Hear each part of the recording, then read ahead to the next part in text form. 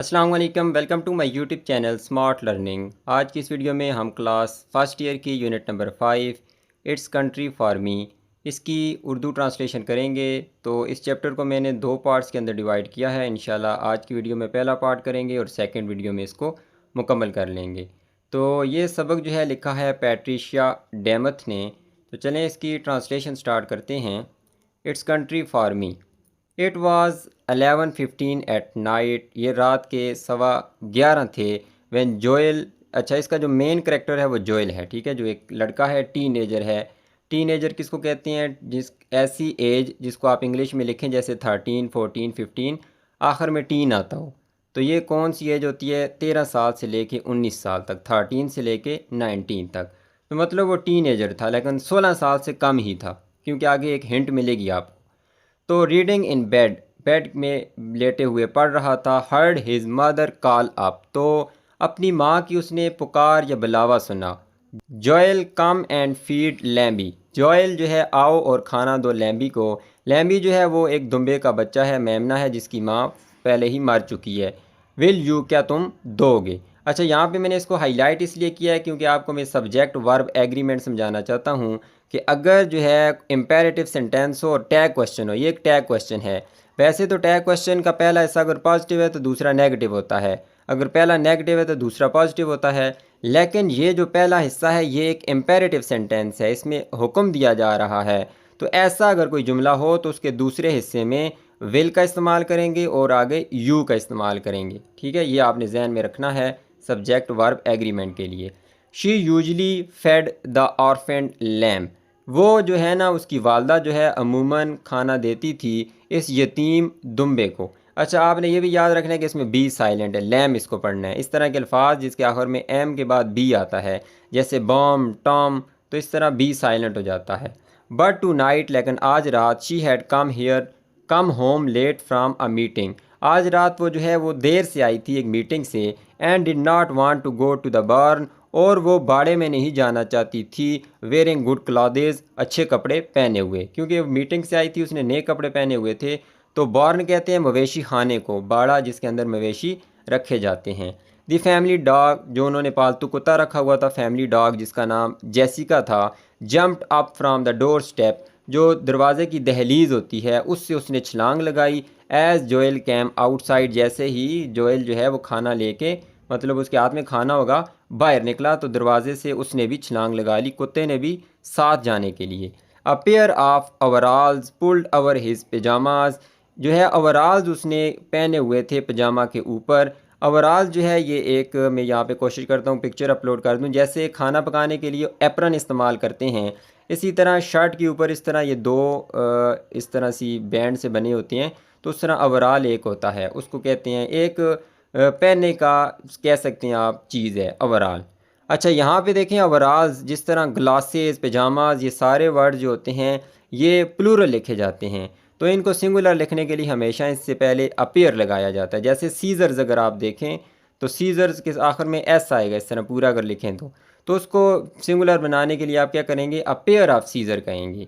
Pulled over his pyjamas, the laces of his boots dangling loose, उसके जो जूते थे, बूटों के, उसके जूतों के जो तस्मे थे, सॉरी, वो जो है ढीले लटक रहे थे। डैंगल कहते हैं लटकना, ढीले। हे जेस, हे जेसिका, जेसिका से क्या हो गया? जेस हो गया, शॉर्ट नेम उसने कहा। ही ग्रीटेड हर, उसने हैर मकदम किया उसका उसका अच्छा, यहाँ पे ये देखें ये कुतिया है, फीमेल है, हर इसका इसलिए इस्तेमाल हुआ है। Ruffling the dog's thick fur, ruffle कहते हैं बखेरना, जिस तरह कुत्ते या किसी के बालों के ऊपर हाथ फेरें तो हाथ बाल बिखर जाते हैं। तो उसकी जो फर थी, बाल थे, थिक मोटी फर थी कुत्ते की, उसके ऊपर उसने हाथ फेरा और इधर उधर बाल किए उसके। विद वन हैंड, एक हाथ के साथ। एज दे लॉप्ड टुगेदर, लॉप कहते हैं जी लंबे लंबे इस तरह कदम रख के जाना, जैसे ही वो लंबे लंबे कदम गठे रख के टू द बार्न, बार्न की तरफ गए, तो वो साथ साथ उसके बालों के ऊपर हाथ फेर रहा था ये Joel. In his other hand, दूसरे उसके हाथ में, ही कैरिड लेमीज मील, उसने लेमी का खाना पकड़ा हुआ था। मिल्क रिप्लेसमेंट, वो खाना जो है ना मुतबादल था, किसका? दूध का, क्योंकि उसकी माँ फौत हो गई थी तो दूध तो नहीं दे सकते थे, तो ये जो चीज़ थी उसका मुतबादल था दूध का। In a soda pop bottle, soda की बोतल के अंदर। Capped by a black nipple, जिसके ऊपर उन्होंने काले रंग की निप्पल लगाई हुई थी और उसके अंदर उन्होंने उसका खाना या दूध वगैरह कुछ भी डाला हुआ था उसको खाना देने के लिए।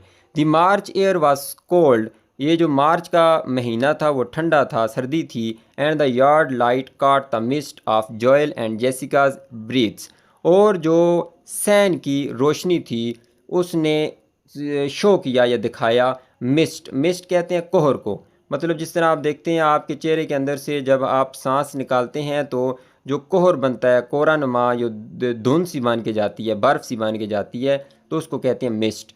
तो उनके मुंह से जब हवा बाहर निकल रही थी तो मिस्ट नज़र आ रही थी। किसकी वजह से नज़र आ रही थी? जो चाँद की रोशनी थी उस वजह से। अ डिम क्रिसेंट मून, एक मध्यम सा, क्रिसेंट कहते हैं हलाल, जो पहले या दूसरे दिन का इस तरह चाँद होता है, पतला सा चाँद, उसकी मध्यम सी रोशनी होती है। तो उस मध्यम की रोशनी वजह से hung low over the east hay field, तो ईस्ट की तरफ जो मैदान था घास का, हे फील्ड कहते हैं जो सूखे घास का मैदान होता है, तो उसके ऊपर जो चांद उनको नज़र आ रहा था मध्यम सा, उसकी वजह से मिस्ट इनको नज़र आई, कोहर नज़र आया। Otherwise the night was black, ठीक है। ये सूरत दीगर मतलब कि इसके अलावा अगर सूरज चांद था उसकी वजह से थोड़ी सी रोशनी था, इसके अलावा जो है वो रात तारीक थी, हर तरफ अंधेरा था। हेयर लैमी, इधर आओ लैमी, कॉल जोएल, जोएल ने कहा, opening the door to the barn, दरवाज़ा जो है वो बाड़े का खोलते हुए, where the sheep are kept in the winter, जहाँ पे जो भेड़ें हैं वो रखी जाती हैं सर्दियों में। अच्छा, शीप जो है यहाँ पे प्लूरल है, वैसे शीप सिंगुलर भी शीप ही होता है, लेकिन आर से आपको पता चल रहा है कि ये प्लूरल है। शीप जो है भेड़ें रखी जाती हैं सर्दियों में। The lamb sprang up, sprang जो है स्प्रिंग की सेकेंड फॉर्म है। स्प्रिंग के मुख्तलिफ मतलब होते हैं। स्प्रिंग का एक मतलब होता है बहार, नाउन है, ठीक है। स्प्रिंग का मतलब होता है जी इसके अलावा चश्मा होता है, वो भी नाउन है।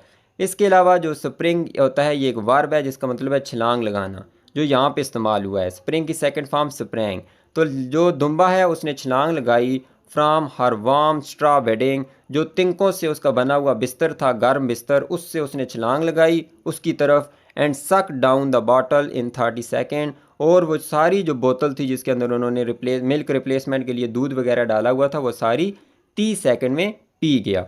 हर mother had died giving birth to her a week before, उसकी जो वालदा थी मतलब उसकी माँ जो थी दुम्बे की, वो मर गई थी इसको जन्म देते हुए एक हफ़्ता पहले।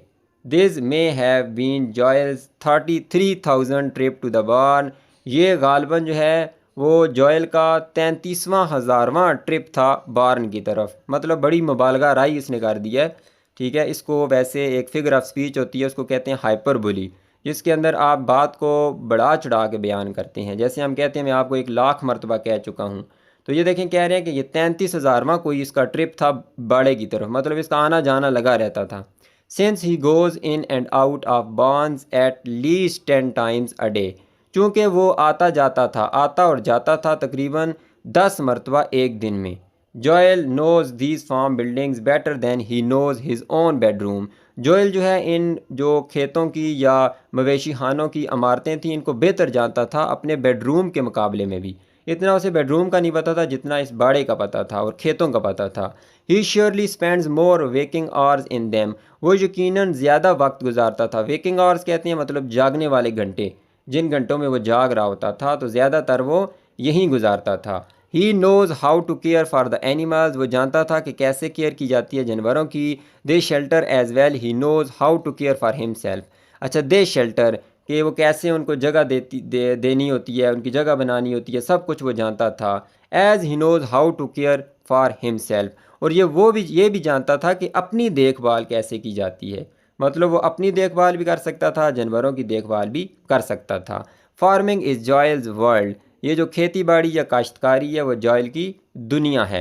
Joel Holland has lived on this 245 acre farm since he was born, Joel Holland जो है वो रहता है इस 245 एकड़ फार्म पे जब से वो पैदा हुआ था, उस वक्त से अभी तक रह रहा था। 13 ईयर्स अगो, 13 साल पहले। It is the farm of his ancestors, ये उसके आबाओ अजदाद का फार्म था। ही लिव्स, अच्छा यहाँ पे उसने लिख दिया है कि 13 साल पहले जब वो पैदा हुआ था तो 13 साल उसकी उम्र है, ये पता चल गया है। तो अपने आबाओ अजदाद जो है उनका ये फार्म था उसके परदादा का। He lives in the house that his great grand father built, वो जो है रहता है उस घर में जिसको किसने बनाया, ग्रेट ग्रैंडफादर। एक तो ग्रैंडफादर होता है दादा, उसका अबू जो होता है परदादा, उसको कहते हैं ग्रेट ग्रैंडफादर। तो उन्होंने ये तामीर किया था ये घर। The land he helps his father and brother, ज़मीन जिसमें वो मदद करता था अपने भाई और बाप की, is the land that his great grandfather James Holland bought in 1860। वो ज़मीन थी जो उसके परदादा ने ख़रीदी थी, जेम्स हॉलैंड इसके परदादा का नाम था, 1860 में। ये तकरीबन 1860 की बात है, तो 120 साल का जिक्र वो करेगा। मतलब ये जो कहानी इसने लिखी है ये 1980 के दरमियान लिखी है। James was an Irish immigrant. जो जेम्स था उसका परदादा वो आयरलैंड से हिजरत करके आया था। इमिग्रेंट कहते हैं जो आबादकार होते हैं, मतलब जो बाहर से आते हैं, किसी मुल्क के अंदर आते हैं, इन होते हैं, तो इन से इमिग्रेंट। और एमिग्रेंट जो होते हैं वो बाहर जाते हैं मुल्क से किसी दूसरी जगह। He drove a team of horses to plough the land. वो चलाता था घोड़ों की जो है एक टीम खेती बाड़ी करने के लिए। प्लो करना मतलब हल जलाने के लिए इस ज़मीन के अंदर। And make it ready for corn, और मकई के लिए उसे तैयार करता था घोड़ों की मदद से। नाउ 5 जनरेशन लेटर, अब 5 नस्लें बाद, Joel ploughs the same land atop a tractor that has the power of 120 horses. अब जोएल क्या करता है, वही हल जोतता है, मतलब कि हल चलाता है और उसी ज़मीन के अंदर खेती बाड़ी करता है ट्रैक्टर की मदद से, जिसकी कितनी पावर होती है, 120 हार्सेज के बराबर। क्योंकि उसकी जो इंजन होता है 120 हार्स पावर का होता है, और हार्स पावर जो होती है वो पावर की यूनिट है। मतलब कि उसके अंदर एक घोड़े की ताकत होती है, तो 120 घोड़ों जितनी ताकत। द रिच अमीर ब्लैक साइल। अमीर का मतलब ये है कि मतलब उसके अंदर बहुत ज़्यादा जरहेज़ी है। ब्लैक साइल जो काली मिट्टी होती है वो जरहेज़ मिट्टी होती है। Has been pampered by Hollands. Pamper का मतलब होता है जी निगहदाश्त करना, देखभाल करना। बाय हॉलैंड्स, तो उसकी जो है वो हॉलैंड्स देखभाल कर रहे हैं फॉर आवर 20 ईयर्स, 120 ईयर्स, 120 सालों से। तो 1860 में ख़रीदी, तो 120 अभी ऐड करें तो 1980 की अभी बात है।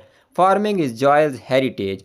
फार्मिंग जो है ये जॉयल का विरसा है, उसको विरसे में मिली है, उसके परदादा से ये सारे करते हुए आ रहे हैं। The Holland farm is near Scales Mound. Holland का फार्म जो है स्केल्स माउंट के करीब है। A tiny town of 400 people, 400 लोगों का छोटा सा कस्बा। Snuggled in north western corner, जो कि शुमाली मशरकी कॉर्नर में है, मौजूद है, ऑफ एलाइनी। ठीक है, एलाइनी के अंदर ये जो एस है ये साइलेंट है। कोई अमेरिका की स्टेट होगी, उसका जो शुमाल मगरबी, सॉरी मशरक़ मैंने कह दिया, जो शुमाल मगरबी कोना है एलाइनी का, उसमें ये मौजूद है Scales Mound. The land there is hilly. ज़मीन वहाँ पे पहाड़ी है।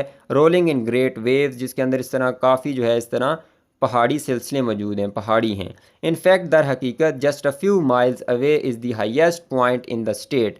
तो दर हकीकत थोड़ा से अगर दूर जाएं, थोड़े ही मील आगे जाएं, तो सबसे जो ऊंचा नुक्ता है, सबसे ऊंची जो चोटी है स्टेट की, वो मौजूद है।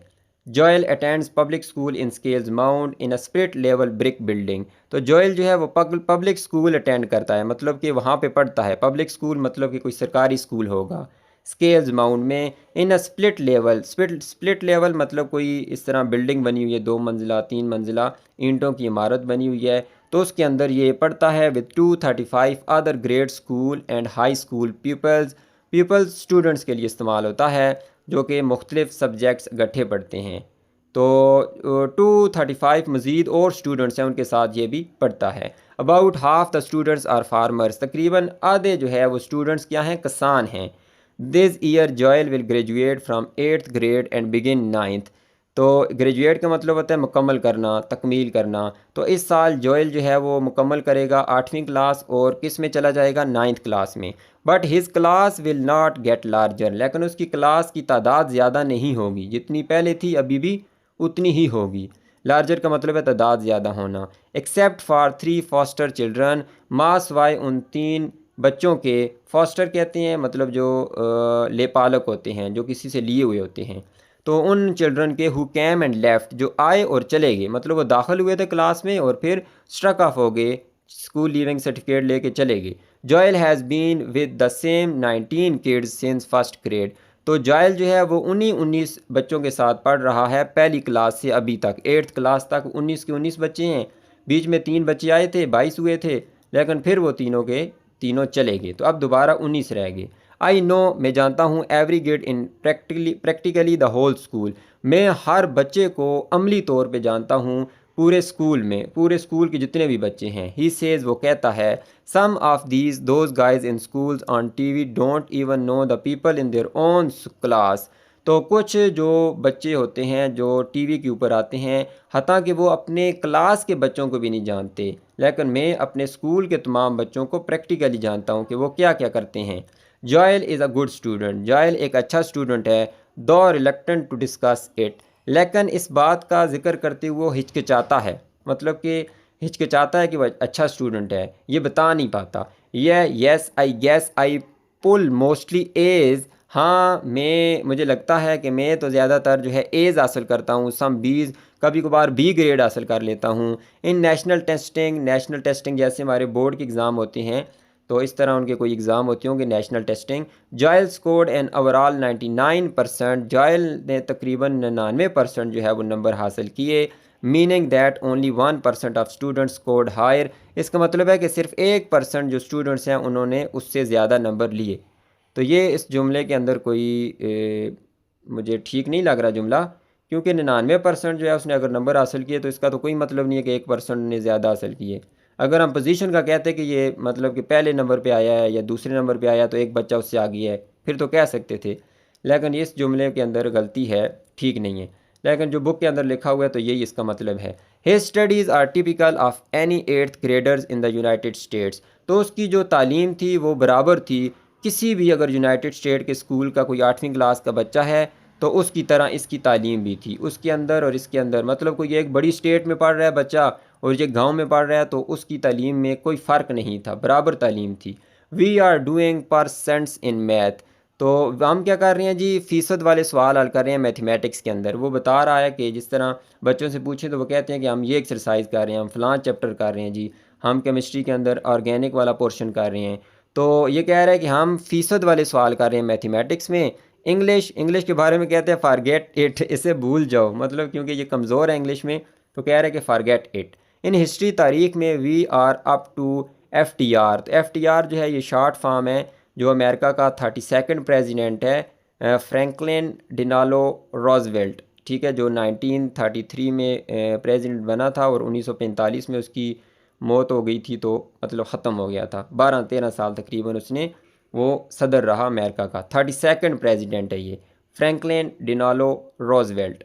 तो हिस्ट्री में मतलब कि हम वहाँ तक पढ़ चुके हैं। इन साइंस में वी डू एक्सपेरिमेंट्स, हम तजर्बात करते हैं, like taking this chemical HCl, hydrochloric acid chemical लेते हैं, and blowing up pieces of chalk, और जो चाक के टुकड़े हैं उनको उछालते हैं। अच्छा, ये क्या होता है कि चूँकि HCl है और जो चाक होती है उसमें कैल्शियम कार्बोनेट होती है, कैल्शियम कार्बोनेट जिसको चूने का पत्थर भी कहते हैं। जब ये दोनों रिएक्शन करती हैं तो इससे कैल्शियम क्लोराइड बनता है और साथ में H2O बन जाता है और साथ में कार्बन डाइऑक्साइड बनती है। तो चूँकि कार्बन डाइऑक्साइड गैस ऊपर को जाती है, ठीक है, गैस है वो, तो जब ऊपर को जाती है तो चाक के टुकड़े भी उस तरह बबल्स बना के ऊपर को जाएंगे, तो जिस वजह से वो चाक के टुकड़े उछलते होंगे। But when the school bus drops Joel off and he runs up the quarter-mile lane to his farm house, लेकिन जब स्कूल बस ने उतारा जॉयल को बस से, एंड रन्स अप, और वो दौड़ता हुआ जाता है, क्वार्टर माइल मतलब पौना मील, ठीक है, पूरा मील नहीं, मील का चौथाई हिस्सा, लेन गली में, अपने फार्म हाउस की तरफ, अपने उस बाड़े की तरफ या खेत की तरफ। Slips out of his sneakers, अपने जो उसके जूते थे, स्निकर्स थे स्कूल वाले, उनको उतारता है, and pulls on his boots, और अपने जूते बूट्स पहन लेता है, बूट्स जो खेतों के लिए होते हैं या फार्म के लिए। Then his life is no longer typical of an average teenager, फिर अब उसकी ज़िंदगी अब मज़ीद जो है एक मुतवसत जो टीनेजर होता है, मतलब 13 साल से 19 साल के बच्चे की जो ज़िंदगी होती है वो खेलता कूदता है, उस जैसी अब नहीं रहती, बिल्कुल बदल जाती है। स्कूल तक तो आम बच्चों जैसी उसकी ज़िंदगी थी, लेकिन अब चेंज हो गई है। हिज फुट गियर, अच्छा, फुट गियर और फुटवेयर का एक ही मतलब होता है। फुटवेयर मतलब कि जो पाँव का पहनावा है, कि पाँव में उसने क्या पहना है। His foot gear is the clue, जो उसका फुट गियर है, पाँव का पहनावा है, वही उसका इशारा है। उसने जो बूट पहन लिए हैं ना, तो यही इसकी तरफ इशारा है कि वो अब आम बच्चों से डिफरेंट है। Joel wears boots every day, Joel रोज़ाना जो है बूट्स पहनता है, no matter what the season, हाँ कोई भी मौसम हो, इस चीज़ की वो परवाह नहीं करता कि चाहे सर्दी है, गर्मी है, बहार है, ख़ज़ां है, वो हमेशा बूट पहनता है। That is because he does chores every night. ये इसलिए वो बूट इसलिए पहनता है क्योंकि वो चोर्स करता है। इसको चोर्स पढ़ना है। चोर्स मतलब जो घरेलू काम काज होते हैं उनको कहते हैं। हर रात जो है वो चोर्स करता है आफ्टर स्कूल, स्कूल के बाद, and for several hours on weekend, और जो वीकेंड होता है, हफ्ते इतवार की छुट्टी होती है, उस दिन तो वो कई घंटों घरेलू काम करता है। The clothes are boot work hard heavy and sometimes dirty.